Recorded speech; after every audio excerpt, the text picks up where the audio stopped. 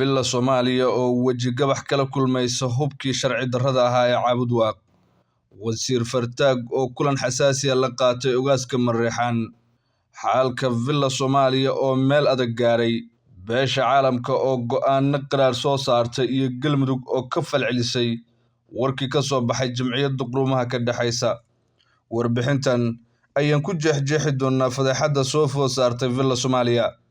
Madaxtooyada qaranka waxay wajahaysaa saacadihii la soo dhaafay xaalada isbarkan kadib wadahadalkii dhex maray ogaaska Mareexaan iyo madaxweyne Xasan Sheekh Maxamuud. Madaxweynaha ayaa doonayay in uu dhaqanka deegaanka kala hadlo in hubka dib loo soo celiyo. Waxa uu sheegay Xasan Sheekh in hubkaasi ay lahaayeen ciidan ka tirsan Gorgor. Su'aalo qallafsan oo ogaasku weydiiyay ayuusan madaxweynaha jawaabahooda haleeli waayay, isagoo ugu dambeyn madaxweynaha yidhi hubkaasi wuxuu ahaa mid dowladeed ee soo celiya. Generaal Fartaag oo xilligaasi khadka taleefanka kula jira madaxweynaha ogaaska iyo odayaal kale oo deegaanka ah ayaa yidhi madaxweyne isdaji, hubkaas dadka deegaanka waan ka soo celin doonaa. Taa oo ah mid adag. Toddobaadkan waxaa dhacay mid ka mid ah xaaladihii ugu adkaa.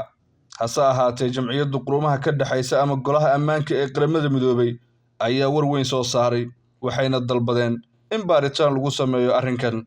Ku darso cunaqabataynta hubka ee saaray Soomaaliya wax ka badan 30 sano ayaa dhowaan laga qaaday.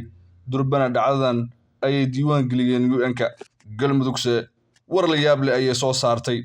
Maamulka Galmudug wuxuu soo dhaweeyay go'aankii xalay uu soo saaray Golaha Ammaanka ee Qaramada Midoobay ka oo la xiriiray hubkii gobolka Galgaduud lagu boobay una gacan galay dadka deegaanka.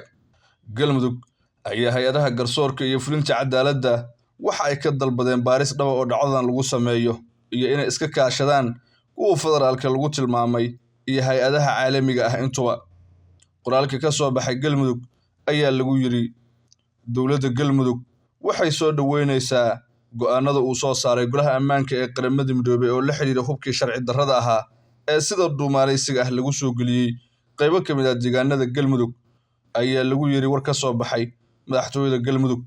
Waxay sidoo kale dalbatay garsoorka iyo fulintaba in ay arrinkan ku sameeyaan baaritaan dhab ah.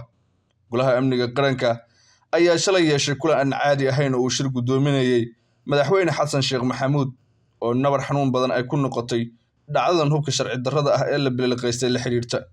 Tan iyo madaxweynaha dhacdadan markii ay dhacday ma uusan seexan sida ila wareedyo ku dhow Villa Soomaaliya ay ku warameen.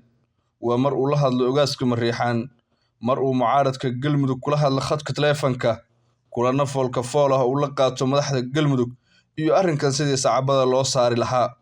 Madaxweynuhu waxa ugu badan ee dhibayo waa kaarka ka gubanayo saaxiibkii Mahad Salaad, waana dhibaato weyn arrinkan sida uu isagu arko. Si kastaba hadda waxaa taagan mid ka mid ah fadeexadihii ugu adkaa. Daawade xalku muxuu kula yahay? Aragtidaada qaybta hoose commentiga noogu reeb. Muuqaalka like saar oo la wadaag saaxiibadaada mahadsanid.